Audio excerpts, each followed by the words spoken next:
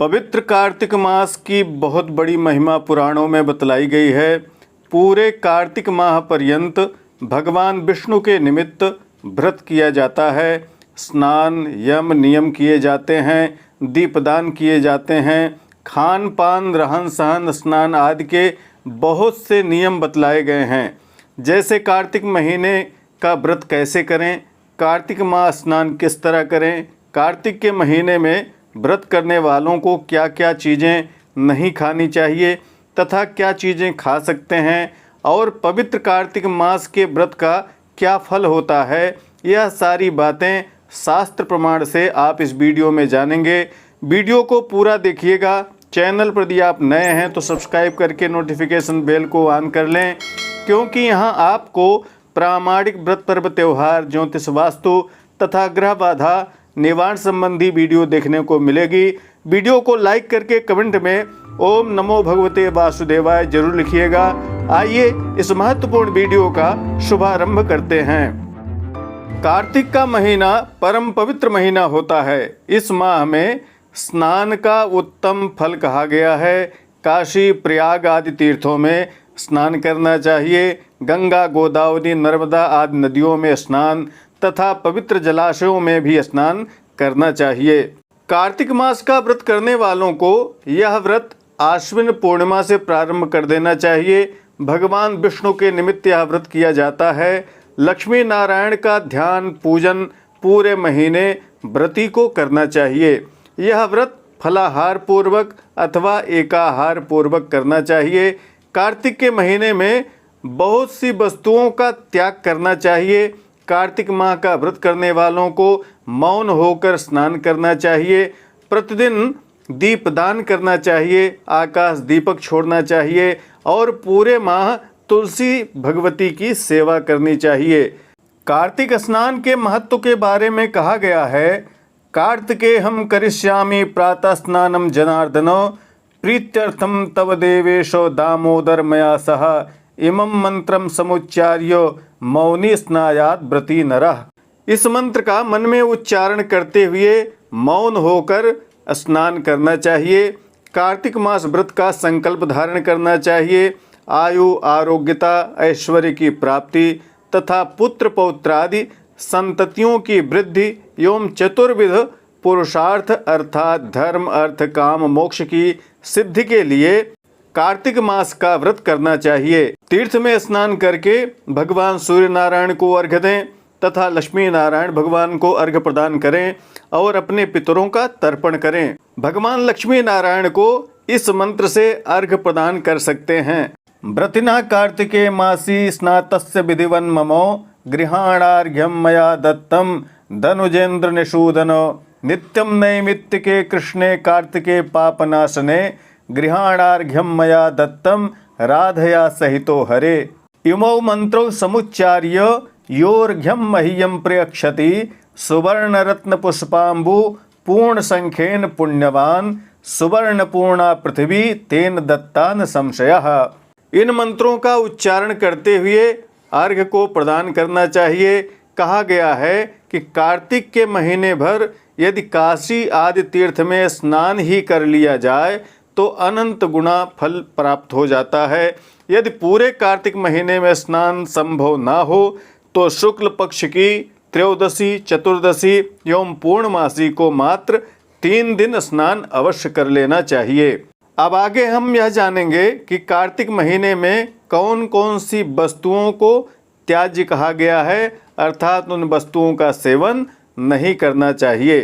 कार्तिके वर्जयेत तैलम, कार्तिके वर्जयेन मधु, कार्तिके वर्जयेत कांस्यम, कार्तिके सुक्त संहितम, कार्तिके वर्जयेत तद्वत् द्विदलम बहुबीजकम, मास मुद्गमसूराश्च चणकाश्च कुलित्थका, निष्पावा राजमासाश्च आढक्यो द्विदलम स्मृतम, नूतनान्यपजीर्णानि सर्वाण्येतानि वर्जयेत, राजिका माढकम चैव नैवाद्यात् कार्तिक व्रती, द्विदलम तिलतैलम च तथान्यमति दूषितम, ऊर्जे यवान्नमस्नीयात् देवान्नमथवा पुनः वृंताकम सूरणम चैव शूकसिंबिश्च वर्जयेत।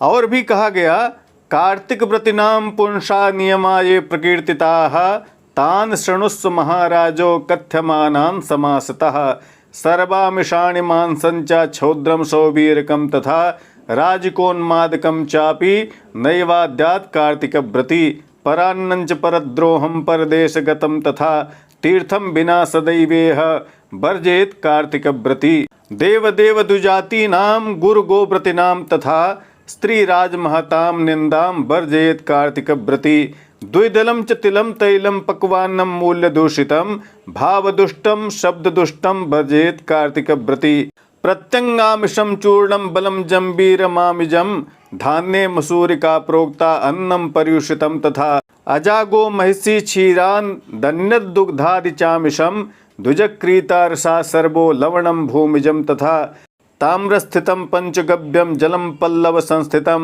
आत्मार्थं पाचितं चान्नो मामिषं चोच्यते बुधैः नरकस्य चतुर्दश्यां तैलाभ्यग्यं चकारेत् अन्यत्र कार्तिके मासे तैलस्नानं विवर्जयेत् अलाम्बुं चापि वृन्ताकं कूष्माण्डं बृहतीफलं श्लेष्मातकं कपित्थं च वर्जेत वैष्णवव्रती रजस्वला त्यजेन म्लेच्छो पतितव्रतकैस्तथा द्विजद्विद्वेडबाह्यैश्च न बदेत् सर्वदा व्रती एभिर्दृष्टं च काकैश्च सूतकामं च यद्भवेत् द्विपाचितं च दग्धान्नं नैवाद् वैष्णवव्रती एताद् वर्जयेन् नित्यं व्रती सर्वव्रतेष्वपि कृच्छादृष्ट प्रकुर्वीत सुशक्त्या विष्णुतुष्टये। कहा गया है कि कार्तिक मास के व्रत में लहसुन, प्याज, तेल, शहद आदि मादक वस्तुओं का सर्वथा त्याग करे। मांस, शहद, राई और उन्मादक वस्तु इन सबको कार्तिक व्रत करने वाले मनुष्यों को नहीं खाना चाहिए। पराया अन्न, दूसरे से द्रोह करना, परदेश को जाना, इन सबको भी कार्तिक व्रत करने वाला छोड़ दे। देवता, वेद, ब्राह्मण, गुरु, गौ, स्त्री और राजा इन सब की तथा बड़ों की निंदा कार्तिक व्रत करने वाले मनुष्यों को नहीं करनी चाहिए। द्विदल अर्थात चना मटर आदि की दाल, तिल का तेल, मालपुआ, पकवान भाव से दूषित तथा शब्दों से दूषित इन सभी को कार्तिक व्रत करने वाले को त्याग देना चाहिए। प्राणियों के अंग का मांस, चना, जंबीरी, नींबू और अन्नों में मसूर ये सब मांस के समान कहे गए हैं। ऐसे ही जूठा अन्न इन सब को कार्तिक व्रत करने वाला सदा ही त्याग दे। बकरी, गाय और भैंस के दूध को छोड़कर अन्य किसी भी दूध का भक्षण न करे। तांबे के पात्र में धरा पंचगव्य और छोटी तलैया में भरा जल और अपने लिए सिद्ध किया हुआ अन्न सब मांस के बराबर कहा गया है। इसको कार्तिक व्रत करने वाले को त्याग देना चाहिए। ब्रह्मचर्य पूर्वक रहना, भूमि पर सोना, पत्रावली में भोजन, चौथे प्रहर में भोजन कार्तिक व्रत वालों को करना चाहिए। कार्तिक स्नान करने वाला नरक चतुर्दशी को तेल लगाए, अन्य दिनों में तेल का त्याग कर दे। लौकी, बैगन, कुम्हड़ा, बृहती फल, कलिंदा और कैंथ का फल इन सबको कार्तिक व्रती न खाए। नीच कर्म करने वाले तथा ब्राह्मणों के द्वेषी, वेद से बाहर चलने वाले इन सबों से कार्तिक व्रत करने वाला दूरी बनाकर रहे, इनसे बात भी न करे। उच्छिष्ट अन्न, सूतक का अन्न, अन्न को यदि 2 बार पकाया गया हो उस अन्न को, जले हुए अन्न को कार्तिक व्रत वालों को नहीं खाना चाहिए। इन पदार्थों को व्रत करने वाला सब व्रतों में वर्जित करे और अपनी शक्ति से विष्णु की प्रसन्नता के लिए कृच्छाद व्रत को करे। कुम्हड़ा, बृहती फल, तरुणी शाक, मूली, बेल, कलिंदी, आंवला, नारियल, लौकी, परवल, बेर, बैगन, लवली शाक, तुलसी शाक ये शाक क्रम से प्रतिपदा आदि तिथियों में वर्जित हैं। वैसे ही रविवार को आंवले का त्याग व्रती को करना चाहिए। इन सब वस्तुओं के सिवाय और वस्तुओं को यदि व्रती त्यागे तो उन्हें ब्राह्मण को दान देके तब भोग लगाए। व्रत करने वाला मनुष्य माघ में भी ऐसे ही नियम करे और प्रबोधिनी एकादशी में कहे हुए हरि का जागरण करे। इस तरह से कार्तिक व्रत करने वाले मनुष्य को देख करके यमदूत ऐसे भाग जाते हैं जैसे सिंह से पीड़ित हाथी भाग जाते हैं। विष्णु भगवान का व्रत करने वाला वैकुंठगामी होता है। इस पृथ्वी में भुक्ति और मुक्ति देने वाले जितने तीर्थ हैं वह सब कार्तिक व्रत करने वाले मनुष्य की देह में निवास करते हैं। विष्णु के वाक्य से प्रेरित इंद्रादिक देवता कार्तिक व्रती की इस तरह रक्षा करते हैं जैसे सेवक अपने राजा की रक्षा करता है। विष्णु भगवान का व्रत करने वाला जहाँ पूजित होकर स्थिर रहता है वहाँ ग्रह भूत पिशाच आदि नहीं रहते। इस विधान से कार्तिक व्रत करने वाले मनुष्य के पुण्य को चतुर्मुख ब्रह्मा भी कहने में समर्थ नहीं है। जो मनुष्य विष्णु भगवान को प्रिय, संपूर्ण पापों का नाश करने वाला, अच्छे पुत्र तथा धन धान्य की वृद्धि करने वाला यह जो कार्तिक व्रत है उसको नियम से करता है, उसको अन्य किसी तीर्थ यात्रा आदि में जाने की आवश्यकता नहीं होती। उसके चारों पुरुषार्थ सिद्ध हो जाते हैं। धर्म अर्थ काम का भोग करके अंत में मोक्ष को प्राप्त करता है। कार्तिक के महीने में सात्विक अन्न का ग्रहण करे, जौ और गेहूं खाए, जो साग सब्जियां हैं उन्हें खाए। कार्तिक महीने में आंवला और तुलसी भगवान विष्णु को अर्पण करने से विशेष रूप से फल प्राप्त होता है। आंवले तथा तुलसी की माला भगवान राधा दामोदर को पहनाया जा सकता है। कार्तिक के महीने में आकाश दीप नित्य शाम को लगाना चाहिए और तांबे के दीपक में घृत दीप जलाकर अन्न वस्त्र फल दक्षिणा आदि से युक्त ब्राह्मण को दीप दान देना चाहिए। इससे स्वर्ग की प्राप्ति होती है। यदि किसी को मंत्र दीक्षा लेनी हो तो गुरु का सम्मान पूर्वक पूजन करके गुरु से दीक्षा लेना इस महीने का बड़ा महत्व कार्य कहा गया है।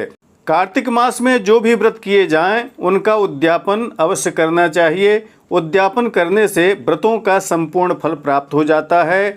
उद्यापन के लिए किसी वैदिक ब्राह्मण से विचार विमर्श करके उसके अनुसार उद्यापन करना चाहिए। कार्तिक व्रत के उद्यापन की वीडियो भी आपको चैनल पर मिल जाएगी। इस वीडियो के डिस्क्रिप्शन में जाकर आप कार्तिक मास व्रत के उद्यापन की वीडियो देख सकते हैं। यह वीडियो यदि आपको प्रामाणिक शास्त्रीय लगी हो तो लाइक शेयर करके कमेंट अवश्य करिएगा। प्रामाणिक व्रत पर्व त्योहार, ज्योतिष, वास्तु तथा ग्रह बाधा निवारण संबंधी जानकारियों के लिए बने रहें हमारे साथ। नमस्कार। जय विश्वनाथ।